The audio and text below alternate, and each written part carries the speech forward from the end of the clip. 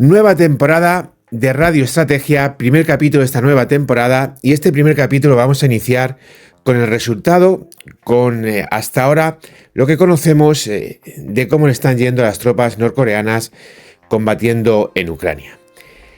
La pasada temporada, que obviamente fue corta porque empezamos ya en los 2 últimos meses del año, lo cierto es que ha tenido una buena acogida. Los vídeos, cada capítulo que subo tiene miles de visualizaciones, con lo cual, creo que merece la pena dar una nueva oportunidad a esta nueva temporada. Además, yo me siento muy a gusto haciendo esto, puedo hablar tranquilamente, no tengo que comerme la cabeza acompañando de imágenes, al final esto tiene espíritu radiofónico, por lo tanto, al menos por mi parte, estoy bastante satisfecho con los resultados y bueno, atendiendo a cómo está siendo acogido por vuestra parte, pues creo que también estáis conforme con ello.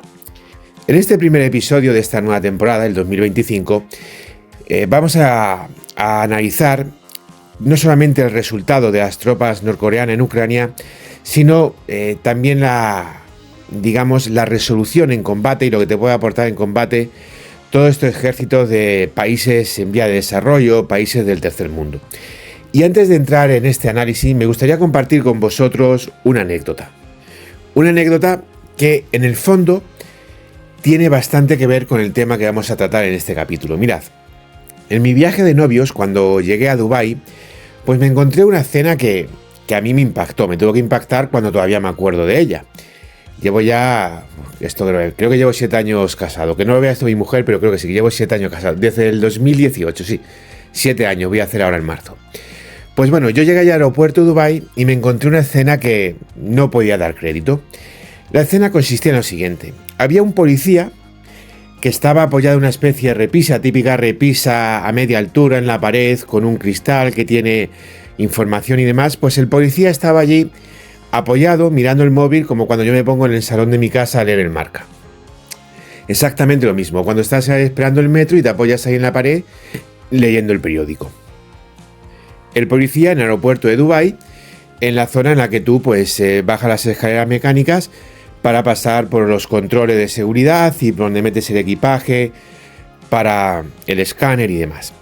Y en otro, al lado, estaba la fila donde están los escáneres, donde pasa el bolso, el equipaje de mano y demás. Y había un policía que en vez de estar mirando la pantalla, estaba mirándose no sé qué en los zapatos.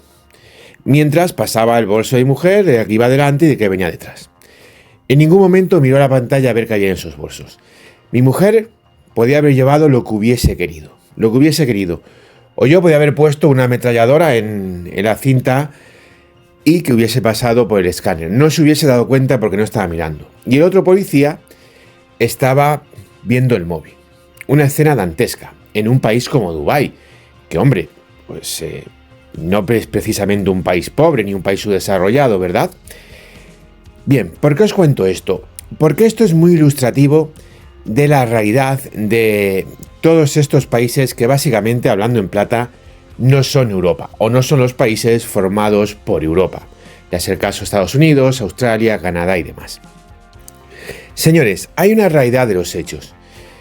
Un soldado que no sea europeo, como norma general, hay excepciones, sobre todo en el sudeste asiático, más que el sudeste asiático, 3-4 países, Taiwán, Japón, Corea y poco más. Los soldados de países en vía de desarrollo o de países del tercer mundo no es que sean peores que los soldados europeos. Simple y llanamente hay otra concepción completamente diferente a la que nosotros tenemos. No recuerdo exactamente cómo se llamaba el libro, pero una vez que leí un libro sobre temas militares y demás, me quedé con una frase que la verdad no se me ha olvidado todavía. Me impactó bastante esa frase. Y la frase venía diciendo que, aunque hubiese victoria y hubiese derrotas, ningún ejército iba a ser nunca como un ejército europeo, como un ejército de tradición judeocristiana. Porque ellos nunca iban a tener a las Termópilas. Nunca iban a tener esa herencia de disciplina, esa herencia de valor, de coraje, de obedecer una orden hasta las últimas consecuencias. El soldado occidental, el soldado europeo, nace con la leyenda de las Termópilas, con la leyenda de ese soldado espartano, de esa lealtad a un rey, de esta disciplina en el campo de batalla. Sin embargo, el resto de ejércitos, el resto del mundo, no han nacido con esa disciplina. Tienen otra mentalidad, tienen otra forma de ser y tienen otra forma de comportarse. Y esto os puedo asegurar que es enormemente cierto. Os puedo asegurar que es enormemente cierto. Yo que he tenido la suerte de visitar pues bastante países, la verdad, no solamente desde el aspecto de realizar misiones en el exterior, sino también de intercambio, maniobras, etcétera, etcétera, etcétera, he podido comprobar cómo el soldado europeo tiene algo, si quieres utilizar un término vulgar, llamémoslo pedigrí si queréis, pero tiene algo que no tiene el resto de soldados. Y esta es una realidad que tenéis que tener presente. Habrá gente que esto le suene mejor o le suene peor, me importa un pimiento como suene, porque este canal va a lo que va y ya está. Pero es lo cierto, es lo cierto. Un soldado europeo, un soldado criado en lo que es la cultura greco-romana, es un soldado mucho más capacitado para el combate que soldados de otras regiones culturales, de otras regiones políticas y sociales, sean cuales sean. Esta me da exactamente igual que estemos hablando de un bantú de la República Sudafricana, que estemos hablando de un árabe de Oriente Medio, que estemos hablando de un soldado del sureste asiático, bengalí, pakistaní, el que queráis, bueno, pakistaní, birmano o cualquiera de estos. Y además mi propia experiencia no solamente ratifica este dicho popular y esta afirmación que leí en ese libro, sino que además es una muestra notable de que es profundamente cierta. ¿Por qué os cuento esto y por qué he empezado en vez de entrar directamente con el tema de Corea? Porque quiero que comprendáis esta realidad. Quiero que comprendáis que en el resto del mundo la concepción que tenemos nosotros de la guerra no es la concepción que tienen ellos. Y como nosotros vemos la guerra y de una serie de valores como el honor, la lealtad, disciplina, no son equivalentes en la inmensa mayoría del resto del mundo. Y esto es algo que los europeos conocemos muy bien. Y el caso de los españoles, que bueno, hemos tenido, tenemos y tendremos siempre uno de los ejércitos más disciplinados, aguerridos, valientes y con un resultado notable en el campo de batalla de la historia de la humanidad, pues cobra, si quiere, mayor importancia. Podría estar aquí hablando horas y horas de por qué se debe esto. Os he puesto esos dos ejemplos para haceros una ilustración. Dos ejemplos completamente distintos. Una es un artículo que leí en un libro, otro es una experiencia personal que yo viví muy concreta, ni en un viaje de novio, nada de experiencia militar ni nada por el estilo, simplemente una imagen que se me quedó grabada en un aeropuerto, en la zona en la que tú estás entrando al país, uno leyendo el periódico o lo que estuviese viendo en el móvil y el otro mirándose los zapatos mientras pasan los bultos por el escáner. Y esto es un reflejo de lo que ha pasado con los soldados norcoreanos. Que ojo, vuelvo a repetir, los soldados del sureste asiático, es que el sureste asiático está, por ejemplo, Vietnam. Digamos los soldados de Extremo Oriente, que es como generalmente se llama esa zona de Extremo Oriente, básicamente soldados japoneses, soldados coreanos, realmente han sido muy disciplinados. Pero claro, ¿qué estamos viendo con los soldados coreanos? Pues con los soldados coreanos estamos viendo una realidad que más o menos podemos intuir. Y es la realidad de que Corea del Norte es un país del tercer mundo. Es un país muy pobre y es una salvaje dictadura. ¿Esto significa que el soldado norcoreano va a luchar mal? Sí, significa eso. Significa que el soldado norcoreano va a luchar mal. En primer lugar, tenéis que tener presente que en Corea todo Dios se mueve por el miedo a que le maten. Es así de simple. Se mueve por el miedo a que le maten. Con lo cual, el ejército norcoreano no lucha por principio ni por valores, lucha por miedo. Corea, como sabéis, es un país muy pobre, ha sufrido muchísimas hambrunas, es un país muy hermético, pero hay muchas cosas de Corea que podemos intuir, sobre todo aquellos que realmente nuestro tema le apasiona y siempre están intentando aprender cosas nuevas, pues podemos tener acceso a saber ciertas cosas que quizá la inmensa mayoría de la gente no sabe. Cuando se han dado las contadas ocasiones de los soldados norcoreanos que han desertado al sur, más allá de la información que han proporcionado y demás, que ya sabéis que la información siempre puede ser falsa, ha habido algo que ha sorprendido bastante. Por ejemplo, en uno de los soldados que desertaron al sur, se le encontró que tenía una especie de gusano en el aparato digestivo. Un gusano que aparece en circunstancias, pues, básicamente que llevas días y días sin comer. Claro, se supone que en Corea del Norte todos los recursos van para el ejército. Y además se supone que los que están en la frontera, lo que están haciendo guardia con Corea del Sur, lo que está en esa parte fronteriza, pues digamos que son netamente leales al régimen. Pues cuando uno de esos soldados desierta, en primer lugar, ya estamos hablando de que ha desertado, con lo cual algo falla ahí. Pero en segundo lugar, le encuentras estos gusanos o parásitos, no sé exactamente cómo definirlo, en el estómago, en el intestino, pues claro, te preguntas cómo estará el que no es un soldado fronterizo y cómo estará ya directamente el que no es soldado. Cuando se ha enviado, pues normalmente casi todo el mundo habla de unos 10.000, yo para esto básicamente prefiero escuchar a la inteligencia de Corea del Sur y poco más. Cuando se habla que se ha enviado unos 10.000 soldados, que supone que habrán cumplido dos directrices fundamentales. La primera de ellas, ser soldados de élite, claro está, porque te estás arriesgando a hacer el ridículo ante el resto del mundo. Y la segunda de ellas, ser soldados bastante leales al régimen. Nadie quiere ver cómo empiezan a desertar 2.000, 3.000 hombres. Por supuesto, no me cabe ningún tipo de duda que estos soldados han sido puntualmente informados de que cualquier tipo de deserción lo pagará su madre, su padre, su mujer, sus hijos, su primo, el perro del primo, el vecino del perro del primo, el primo del vecino del perro. Va a pagarlo todo Dios. Van a matar hasta la alcantarilla de la calle, suponiendo que en la calle haya alcantarillas.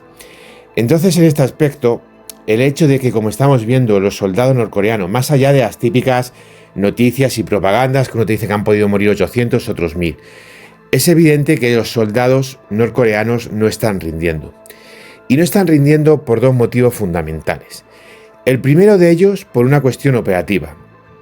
Con lo poco que sé, porque la información que hay es escasa, y la que hay que cogerla siempre con pinza, y es algo que yo siempre os recomiendo, y a mí me habría escuchado un montón de veces deciros que no os creáis nada, empezando por mi canal, que contrastéis todo lo que podáis la información. Pues en este aspecto, en primer lugar hay que tener presente que desde un punto de vista operativo, las tropas norcoreanas están siendo utilizadas como carne de cañón. Eso en primer lugar. Pero en segundo lugar, por lo que hemos visto, no es que estén perfectamente equipadas, ni mucho menos. Básicamente estamos viendo los norcoreanos simples soldados de infantería de épocas típicas de la Segunda Guerra Mundial. Claro, si una es la carne de cañón a un mal equipamiento y probablemente a una mala preparación, pues al final no obtiene un gran resultado. No hemos visto que las tropas norcoreanas hayan sido utilizadas para romper un frente, no hayan sido utilizadas para realizar ninguna acción envolvente. Si se está hablando de 10.000 hombres, eso es una división. Con una división se podría haber realizado una gran maniobra, pero claro, ¿cómo vas a maniobrar si no tienes vehículos blindados? Y claro, ¿cómo vas a maniobrar si en el fondo estás metido en una guerra de trincheras de facto, estás metido en una guerra en la cual no hay movimientos y estás metido en una guerra en la cual uno de los bandos han demostrado su absoluta incapacidad, que es Rusia, y el otro pues medio sobrevive con los desechos de Occidente, que es Ucrania? Entonces, en este aspecto, al final utilizar a las tropas coreanas como carne de cañón, pues básicamente lo que está haciendo Rusia con ello es intentar desgastar todo lo que pueda a los ucranianos en todos los aspectos, empezando por la munición, y ahorrarse unos cuantos de soldados rusos. Y es así de simple, señores, es así de simple. Creo que no sé si fue en el primero o el segundo capítulo de la temporada pasada de Radio Estrategia donde hablé de esto, y donde ya en ese capítulo os comentaba que a ver qué iba a pasar, pero que yo no tenía muchas esperanzas sobre las tropas norcoreanas. Y pues desgraciadamente para sus vidas se está confirmando mi predicción. Hay que tener presente una cosa, como os he dicho, en este aspecto he tenido la suerte, de conocer a muchísimos soldados de otros países, soldados de Iberoamérica, soldados de Europa, soldados de países árabes, soldados de la antigua República Soviética de Asia Central, y básicamente no voy a ponerme a criticar ni a ensalzar a nadie, pero lo que os puedo decir es que tenemos mucha suerte de ser soldados europeos, muchísima, por lo que os he comentado al principio, por una cuestión de disciplina, por una cuestión de ese, como he denominado, pedigrí, esa especie de aura, de historia, de mística que rodea a los soldados de Occidente. No tenéis que iros muy lejos. Yo os puedo contar, por ejemplo, mis experiencias con soldados de Tayikistán, por ejemplo, mi experiencia con las diversas etnias que formaban el ejército afgano, o con los árabes en Irak, o con los libaneses, o las experiencias vividas en maniobras, intercambios, por ejemplo, con El Salvador, o con el Reino Unido, o con Italia. Pero lo cierto es que no voy a deciros nada de eso. En primer lugar, pues básicamente porque no quiero crear ningún tipo de problema en el canal.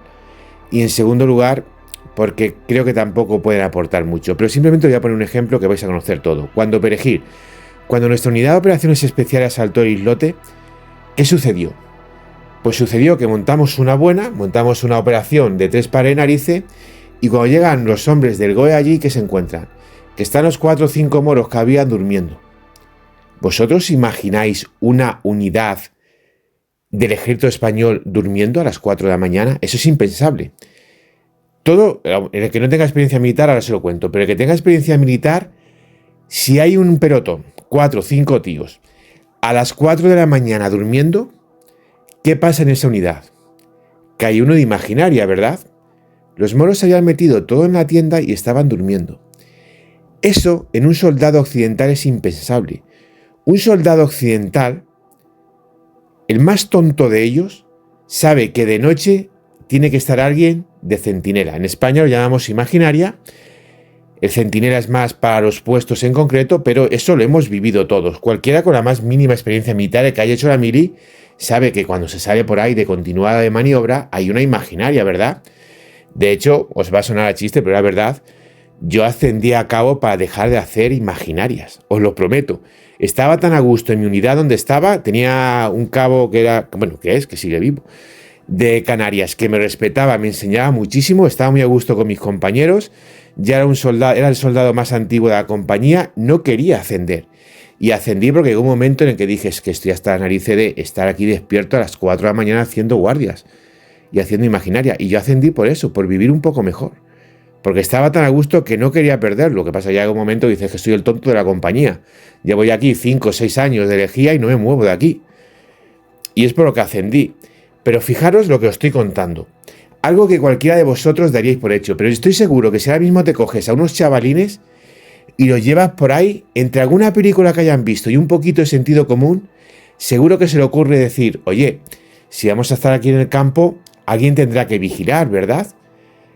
Aunque ellos no se monten guardia ni nada de eso, pero seguro que algo lo sale, os lo puedo asegurar,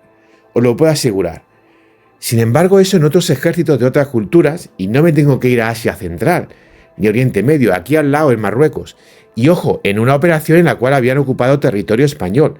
Lo lógico es pensar que iba a haber algún centinela, ¿verdad? Estaban todos metidos en la tienda durmiendo. En una situación, digamos, casi de preguerra. Se habían metido todos a dormir en la tienda de campaña. Eso es impensable en el ejército español, que te vayas una continuada por ahí o que te hagas una pateada y pases la noche en el campo. A nadie se le ocurriría hacer eso, ¿verdad? Y sin embargo, en una situación casi de preguerra, a los del sur se le ocurre hacerlo. Mirad el ejemplo que os estoy poniendo. La disciplina, la forma de ser, de comportarse que tiene el soldado occidental está a años luz de la que tienen soldados de otras regiones. Está a años luz. Y esa disciplina tiene muchísimas consecuencias. Por ejemplo, yo cuando estuve en Irak, no voy a dar el nombre, por supuesto, aunque bueno, los que seáis un poco duchos en historia militar ya vais a saber qué país es. Pero cuando nos atacaron la base en Nayaf, obviamente, como lo hace esta gente, mandaron sus manifestantes, ellos se escondían entre los manifestantes y demás, pero cuando se atacó la base en Nayaf, estaban las tropas españolas en el exterior de la base, protegidas con los BMRs, y un país que había allí con nosotros, sus soldados se metieron en el edificio debajo de las camas, debajo de los colchones, para protegerse contra los impactos de morteros de 82 milímetros que estaban cayendo sobre la base. Es decir, en una situación de asalto a una posición, hubo unos soldados de un país que no voy a mencionar que se metieron debajo de las camas para protegerse de los morteros, mientras que las tropas españolas se desplegaron allí. Al poco tiempo llegaron mercenarios. ¿Qué hicieron los mercenarios? Se desplegaron junto a las tropas españolas. ¿De dónde eran los mercenarios? De Estados Unidos. Un país que, sin ser Europa, obviamente, es una prolongación y una creación de Europa. Un ejemplo más de esta realidad. Os puedo contar 300.000 ejemplos más, pero creo que el ejemplo más claro que os puedo poner es algo en el que ni siquiera he participado yo, entre otras cosas porque en esa época de Perejil yo era un niñato en mi pueblo que como mucho más chungo que hacía era cazar pájaros con el pegamento de la liga y ya está, de la liga esta de coger ratones. Esta es la realidad, señores. Esta es la realidad. Por lo tanto, cuando hablamos de este tipo de soldados, cuando hablamos de este tipo de gente, al final lo que tenemos es un militar de muy baja capacidad. Un militar que cosas que nosotros damos por supuestas, pues simple y llanamente para ellos es un mundo completamente distinto. Cualquier persona ya tiene asimilado, aunque no tenga ningún tipo de experiencia militar, que un sargento va a mandar encima tuya y que tú tienes que obedecer al sargento. Os puedo asegurar que hay decenas, si no cientos de ejércitos en el mundo donde el soldado no tiene asimilado que el sargento es superior a él. Tú te coges ahora mismo en España a cualquier chaval, y a no ser que sea retrasado mental, aunque no tenga ningún tipo de experiencia militar, solo por videojuegos, por lo que haya visto en la tele, en una película, por cualquier cosa, sabe que un militar con una graduación inferior a un sargento tiene que obedecer al sargento, igual que un sargento tiene que obedecer al teniente. Si a él le pones de sargento a ese soldado, a ese civil, de repente dices, ahora vas a ser soldado, vas a ser sargento, él sabe que a su capitán lo va a tener que obedecer, lo da por supuesto y lo va a obedecer sin rechistar. Eso en otros ejércitos no pasa. No pasa, es así de simple. No pasa, señores. Yo que he estado en Afganistán, he visto como el ejército afgano, no sé si le tenía más gana a los talibanes o a la etnia de al lado. Así de simple, señores. Yo en Irak he visto cómo se ha cometido un atentado terrorista contra un oficial de una especie de policía que había allí, no sé si seguirá, en Irak, que además estábamos formando nosotros, que era el ICDC, un cuerpo de defensa civil iraquí, básicamente una guardia civil a la mora. Y hubo un atentado contra el oficial que mandaba la zona allí de Diguanilla y estaba en la mitad del cuartel celebrándolo. No es un chiste, es la realidad. Estaba a la mitad del cuartel celebrando que habían matado a su coronel. ¿Por qué? Porque resultaba que es que no recuerdo exactamente, me vais a perdonar, pero no recuerdo. No sé si el coronel es que era suní y los otros eran chiíes, o los otros eran suníes y el coronel era chií, pero ya está. Esto es como si yo me pongo aquí a celebrar que han matado a un mando mío porque yo soy cristiano y mi mando es protestante. Más o menos, esa es la traducción. Pues eso lo he visto yo con mis ojos. No me lo ha contado nadie, eso lo he visto yo con mis ojos. Entonces el tema de los soldados norcoreanos es algo que hay que entender perfectamente. Hay que entender perfectamente porque en todas las deserciones que hemos visto de soldados de Corea del Norte a Corea del Sur han contado muchas cosas. Yo incluso estas deserciones, pues intento ponerlo siempre todo en duda e intento analizar y comprender por qué. Porque perfectamente el líder norcoreano, la inteligencia norcoreana puede decir, bueno, vamos a permitir que este soldado deserte para que pase una información al sur y así poder engañar a esta gente. Obviamente la inteligencia surcoreana tampoco es tonta, pero podría ser. Pero claro, cuando tú ya haces análisis mucho más serio y demás, y empiezas a tener acceso a información médica, puedes contrastar, tienes otra fuente de información, pues al final de cuentas, si soldados que están en la frontera, que supuestamente son de los más leales al régimen, te desertan, es que algo falla en ese régimen. Si encima te desertan y están en unas condiciones médicas, en unas condiciones alimenticias bastante deplorables, Pues sinceramente es para preguntarte que qué pasa en este ejército. Si hoy en día hubiese una guerra total entre Corea del Norte y Corea del Sur, aparte que sería una masacre, básicamente la guerra la acabaría ganando Corea del Sur por aplastamiento. Porque tengo muy serias dudas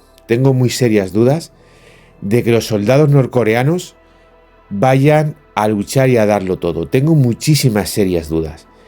Y sinceramente creo que lo que mejor tiene Kim Jong-un, el líder norcoreano, el hombre cohete, como le denominó Trump, es básicamente el arma atómica. Creo que es la mejor oportunidad y la única oportunidad que tienen, básicamente. Y si hubiese una guerra, creo que no estoy muy lejos del resultado final de la misma. Una masacre, obviamente. El otro está lo suficientemente loco para hacer uso de armas nucleares, pero al final de cuentas es la supervivencia del régimen. Mientras que el régimen sobreviva, pues el resto da todo exactamente igual. Claro, ahora poneros a pensar en cualquier ejército del tercer mundo en vía de desarrollo. Me da exactamente igual. Poneros a pensar en ello. Poneros a pensar realmente ese ejército que puede dar. Cuando yo, por ejemplo, era casco azul en el Líbano, pues ahí tuve la ocasión de conocer un montón de ejércitos de países del tercer mundo. Conocí ejércitos de Malasia, de Indonesia, de Nepal, también estaban por allí, nepalíes, hindúes, había un montón de hindúes. ¿Qué puede aprender de todos ellos? Pues básicamente os diré con una sola frase. Qué orgulloso me sentía de ser soldado español. No podéis ni imaginar. Porque había ciertas cosas que se veían que eran, digamos, de película de Paco Martínez Soria. Os lo puedo asegurar, o de capítulo de Los Simpson. Por ejemplo, en El Adeisi, que es una localidad libanesa fronteriza con Israel, pues está el pueblo, que digamos está más o menos en un llano, y arriba de todo, del pueblo, hay una especie de montaña, que en España pondríamos una ermita, y allí han puesto un puesto de observación de la ONU. Pues en ese puesto de observación de la ONU, cuando estábamos nosotros y nos fuimos, llegaron indonesios. Oye, daba gusto ver a esa gente. Estaba, pues, como un niño el día de su primera comunión. Daba gusto verlo. Venían con el machete puesto en el cinto. Venían con el machete puesto. El machete estaba impoluto. La funda del machete, la funda de la bayoneta, esa funda yo creo que la habían sacado ese mismo día de las cajas para dársela a los soldados.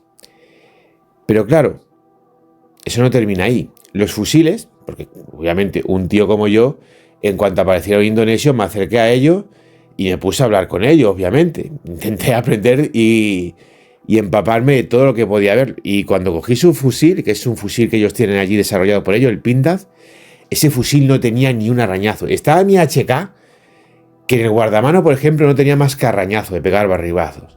Pues el Pindad suyo, el Pindad de los indonesios, estaba total y absolutamente impoluto. Sus trajes, que además tenían el típico patrón este camuflaje de selva, los trajes estaban impolutos. Ya sabéis cómo es el traje del soldado español. A la cuarta vez que lo lava, deja de ser de camuflaje para convertirse en una especie de gris descolorido, ¿verdad? Sus trajes brillaban esa especie de mezcla entre verde y marrón. El típico Guzlan de camuflaje selvático, daba gusto verlos. Venían como unos pinceles. Obviamente estos soldados en Indonesia no tenían absolutamente nada. Y todo esto se le habían dado para la misión. Y tú veías el soldado español a ver qué HK estaba más rayado, a ver qué traje, qué uniforme estaba más desgastado y por supuesto a ver qué botas estaban más comidas. Y miraba a los indonesios y daban gusto verlo. O sea, tú veías el ceñidor, que es, lo he dicho antes para que todo el mundo, incluido civiles, pueda entenderlo. El ceñidor es lo que te pones en la cintura. Es como un cinto, pero que te coge la parte de arriba de la guerrera y la parte de los pantalones. Bien, pues el ceñidor de los indonesios, todo lo que llevaba, y llevaban muchísimas cosas, daba gusto verlo. Daba gusto verlo. En los nuestros daba gusto ver la cantidad de desastre que era. Pero claro, ¿cuál es la realidad? Que nosotros no engañábamos a nadie. Nosotros estábamos allí con lo que estábamos en España. Lo único impoluto que teníamos era la boina azul. Era el único impoluto que había, el único que estaba nuevo. El resto no había absolutamente nada nuevo. Porque nosotros no íbamos a aparentar, nosotros íbamos a lo que íbamos. Sin embargo, ellos daba gusto verlo, el uniforme que tenían, el equipamiento que tenían. Esa gente no ya había hecho una maniobra desde que el Atlético de Madrid ganó su última Copa Europa. Bueno, rectifico la frase. No había hecho una maniobra con el equipamiento que se presentaron allí desde que el Atlético de Madrid ganó su última Copa Europa. Esto te da una imagen muy real de lo que son los ejércitos y de para qué están los ejércitos en esos países y cuál es la realidad de esos países. Te da una imagen muy clara y muy real. Y por cierto, no me llevé mala impresión del soldado indonesio. No vi un ejército de pelagrones como de otros países que, para no crear ningún tipo de polémica, pues no voy a mencionar. Pero lo cierto es que como soldado, en lo que es aspecto marcialidad, disciplina, no me dieron mala sensación. Por ejemplo, lo del ejército de la India, pues en fin, no sé si pegarle un tiro o darle un bote de champú, la verdad. No sé qué sería más letal para esa gente. Será una cultura milenaria o todo lo que quieran, pero vamos. Lo de la higiene, esa gente, y eso que yo soy un tío de pueblo, que no voy a venir aquí a dar de Paris Hilton, ni mucho menos. Yo soy un tío de pueblo, pero es que lo de esa gente, madre de Dios bendito. Madre de Dios bendito lo de esa gente. Y puedo decir lo mismo de nepalíes, pakistaníes, malayos, y eso que Malasia, hombre, tampoco es que sea un país subdesarrollado Malasia. No es España, pero no está mal Malasia tampoco. Madre mía, lo que hay por ahí. Madre mía, lo que hay por ahí. Señores, desgraciadamente no vamos a saber mucho en profundidad del resultado de los norcoreanos. Desgraciadamente va a haber más desinformación que información.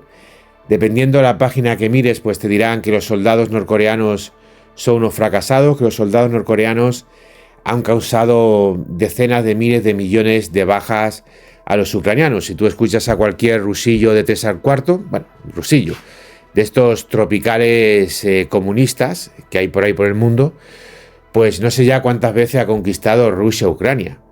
O sea, creo que Rusia conquista y desconquista Ucrania para volverla a conquistar. Pero la realidad de los hechos, y sobre todo si hacemos caso a lo que más o menos puede ser más fiable, que es sobre todo la inteligencia de Corea del Sur, pues básicamente los coreanos, norcoreanos, en Ucrania llevan ya entre 800 y 1000 muertos, es decir, que han perdido uno de cada 10, uno de cada 8, uno de cada 10 soldados, porque aunque se hablaba de 10.000, han desplegado teóricamente 8.000. Llevan ya cerca de las 1000 bajas. No han conseguido avanzar la línea un solo metro dentro de esta guerra que cada día, es que prácticamente desde los 3-4 meses lo que hemos visto ha sido una guerra de desgaste, más que otro tipo de guerra. Estamos casi más cerca ya de una guerra tipo Primera Guerra Mundial, incluso hemos abandonado la Segunda Guerra Mundial. Y la cosa no va a cambiar mucho. Lo que sí me aventuraría a decir es que la experiencia norcoreana en Ucrania pues ha demostrado algo que podíamos intuir. Que Corea del Norte es lo que es, que el régimen de Corea del Norte es el que es y actúa como actúa, que los soldados norcoreanos dan de sí lo que dan de sí, que le tienen mucho más miedo a las balas del régimen que a las balas del enemigo, y básicamente que Corea del Sur, con la experiencia y la información que está obteniendo del combate de los norcoreanos, pues creo que muy preocupada no está.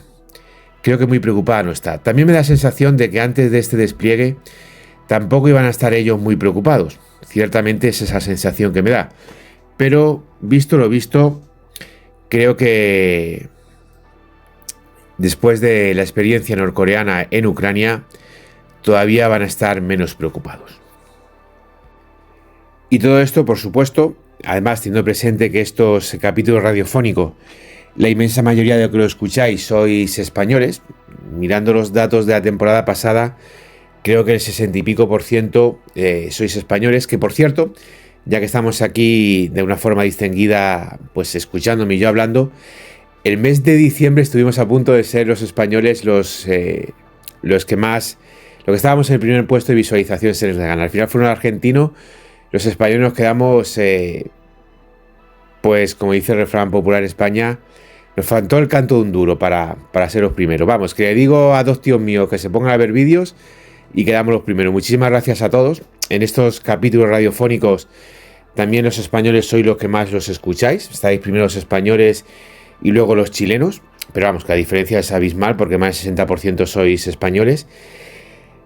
No sé a qué se debe, me parece curioso porque, bueno, realmente en todo lo que hacemos aquí en Estrategia Televisión, cuando hago un vídeo de Perú, lo normal es que sean peruanos, lo que vea ese vídeo, como sucede. Cuando hago un vídeo de Chile, lo normal es que sean chilenos. Cuando hago un vídeo de Colombia, lo normal es que sean colombianos. Cuando hago un vídeo de España, sois españoles. Esto nunca falla. Pero cuando hago un vídeo, digamos, imparcial, por ejemplo, cuando hago un vídeo sobre algún tipo de arma, de sistema, de buque, de avión, de nave, cuando hago un vídeo sobre algún tipo de ejército, me resulta curioso que la inmensa mayoría sean españoles. No sé si es por no sé la verdad. Si es porque los españoles tenemos una mentalidad más abierta y queremos conocer más de armas, queremos conocer más el mundo que nos rodea. Si porque el suscriptor de este canal iberoamericano tiende más a su país y no le importa el resto.